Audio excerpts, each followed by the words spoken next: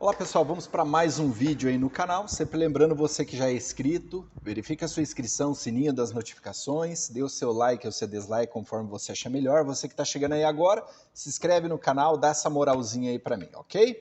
Então vamos lá pessoal, comentar a respeito do debate de ontem na TV Bandeirantes. TV Bandeirantes não, na Band, né? Não é mais TV Bandeirantes, né? Enfim, ainda estou na década de 90 aqui, né? Ok, mas antes da sequência, pessoal, não sei se vocês ficaram sabendo sobre a questão do atentado, a tentativa, né, de assassinato aí do então candidato ao governo do estado de São Paulo, Tarcísio de Freitas, né, que era o ministro da infraestrutura do governo Jair Bolsonaro e que agora é candidato ao governo do estado de São Paulo, ok? Então, assim, é engraçado, o que eu acho mais engraçado é assim, todos que se opõem ao PT, que representam uma ameaça ao PT, acabam né, sendo alvo dessas tentativas aí meio obscuras, não é verdade? Isso aconteceu com o presidente Jair Bolsonaro em 2018, isso aconteceu com o ex-prefeito de Campinas, Celso Daniel, isso aconteceu com Teori Zavascki, que era um ministro da Suprema Corte, e por aí vai. E por aí vai. Enfim, é um tanto quanto estranho. Não estou aqui acusando ninguém, pelo amor de Deus, plataforma do YouTube, né? Enfim. Mas a gente pode chegar na seguinte conclusão. Um candidato que entra, no caso, que nem o Tarcísio de Freitas estava em uma favela de Paraisópolis, São Paulo. O mesmo foi visitar a favela e sofrer o atentado. Né? Houve uma rajada de tiros lá, enfim. Mas ninguém se feriu, tá tudo certo. Parece que teve sim um bandido que foi baleado. Né? Enquanto o candidato à presidência da República, o Lula, ele entra numa favela sem colete, à prova de balas. A partir desse momento você pode chegar na seguinte conclusão. Qual que seria a melhor opção, a opção mais viável? O bandido tentando matar um candidato e o bandido que, no caso, ele abraça um candidato. Nunca foi tão fácil escolher um presidente ou um governador, etc. Enfim, então a partir daí vocês podem tirar as suas próprias conclusões aí, ok? Eu já tirei as minhas. Enfim, né? Mas vamos lá, pessoal, falar sobre o debate de ontem. Eu achei assim que foi muito bom, né? Foi muito bom o debate. O presidente até estava bem calmo, né? Não estava na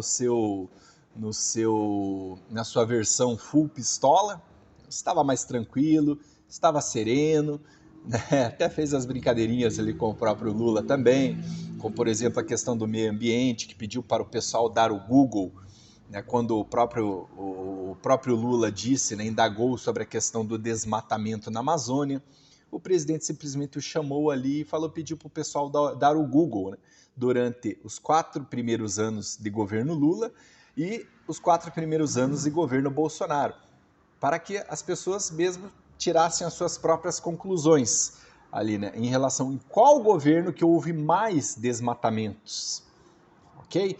Então assim, pessoal, o presidente estava bem tranquilo, ele estava bem calmo, ele foi sereno nas suas respostas, né?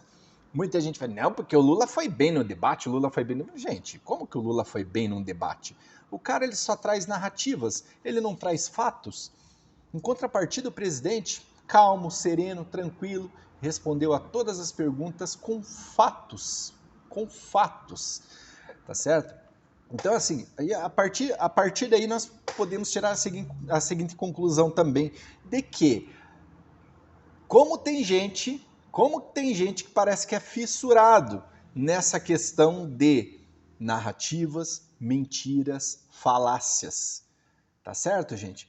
Então, assim, nós temos que aprender, muitos brasileiros ainda têm que aprender o seguinte: quando você escuta uma primeira notícia, quando você escuta algo pela primeira vez, você procure analisar os fatos para tomar partido de determinadas coisas, certo? De determinadas acusações, ok?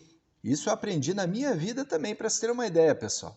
Aprendi na minha vida também isso aí. Já aconteceu muito, né? De eu simplesmente, às vezes, tomar partido de uma determinada acusação, por exemplo, de uma pessoa, alguém vem e traz alguma informação, alguma notícia sobre alguém que não seria nada positivo, e sim de uma forma negativa, e você acabar tomando partido daquilo e achando que aquela pessoa era a pior pessoa do mundo. Sendo que, na verdade, depois, com o tempo, você vai analisar os fatos e daí você se dá conta de que a pessoa não era nada daquilo em que, no caso, aquela primeira informação veio até ela, ok? Então, assim, ó, é sempre analisar os fatos, ok? Para a gente não cair em narrativa, não cair em falácias, não cair em inverdades, ok? Isso é uma estratégia muito utilizada, que foi muito utilizada e até está aí até os dias de hoje por Joseph Stalin na antiga União Soviética. Isso chama-se o modus operandi. Como que era? Você simplesmente criava uma narrativa sobre algo que ocorrera com o seu oponente e simplesmente o que acontecia? Soltava aquela narrativa, aquela falácia, aquela inverdade, né? E a mídia, a grande mídia, os grandes veículos de comunicação simplesmente fritava a imagem do camarada, fritava, até que a hora que a verdade vinha à tona, infelizmente já era tarde. Por quê? A imagem do sujeito já fora fritada, certo? Já haviam acabado com a reputação da pessoa, acabado com a vida da pessoa. Não é muito diferente nos dias de hoje. Isso acontece muito, pessoal. Principalmente a grande mídia, ok? Então essa é uma estratégia que foi adotada por Joseph Stalin na antiga União Soviética e que está até os dias de hoje, tá certo? E que está até os dias de hoje. No entanto, ele era um grande estrategista, infelizmente para o mal, né? Mas não deixava de ser um grande estrategista nessa questão, ok? Então, assim, ó, teve as partes ali também sobre a questão do sigilo de 100 anos. Novamente, o ex-presidente Lula chega e indaga sobre a questão do sigilo dos 100 anos. Quando eu entrar na presidência, eu vou acabar com o sigilo. O que tem nesse sigilo de 100 anos?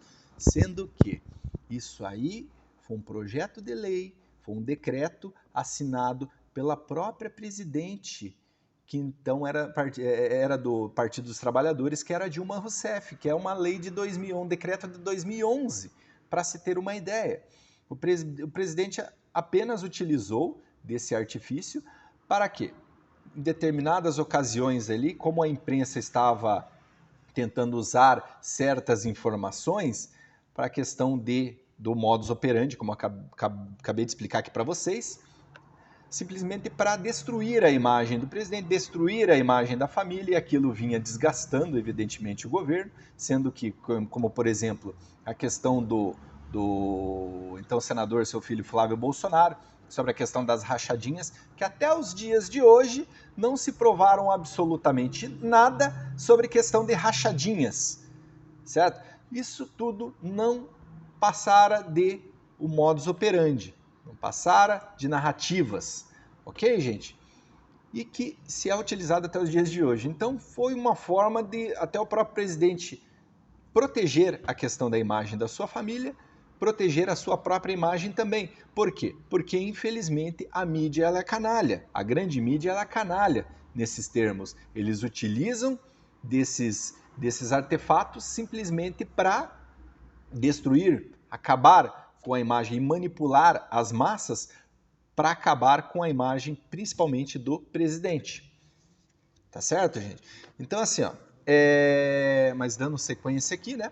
Esse é um fato também que ocorreu no dia de ontem, né? E sobre a questão também, claro, o presidente deixou o Lula falar, deixou ele falar, gastar todo o seu tempo com as suas narrativas, com as suas mentiras. Inclusive o Lula estava muito nervoso ontem, eu percebi que ele estava bastante nervoso.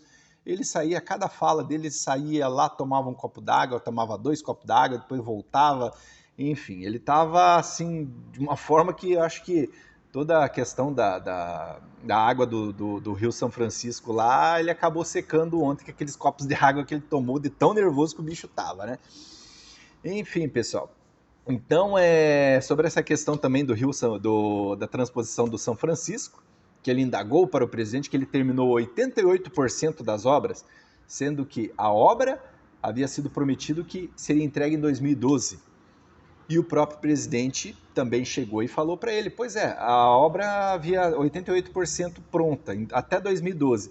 Logo em seguida, quem assumiu foi a Dilma, foi a presidente Dilma Rousseff. Isso em 2010, perdão. Lula saiu, assumiu até 2010. Eles haviam prometido que iriam entregar em 2012. Quando o Lula saiu, ele havia feito 88% das obras. Ou seja, logo em seguida assumiu a Dilma Rousseff e havia 12% a mais. Quer dizer, foram 6 anos e ela não terminou essa transposição, sendo que faltava apenas 12% para a conclusão da obra. E por que não terminou? Certo? Então, assim, o presidente foi eficaz nessa questão também, indagou com fatos, evidentemente, e ele falou, eu assumi e eu terminei a transposição do Rio São Francisco. Por que não terminou na sua gestão, nas gestões do PT? Porque era muita roubalheira, era muito desvios e etc. E como nós bem sabemos, né? Não é à toa que ele foi condenado em 3 instâncias aí na justiça. E por uma manobra do STF, evidentemente, né? Ele ficou isento aí, né? Isentaram ele aí, ok?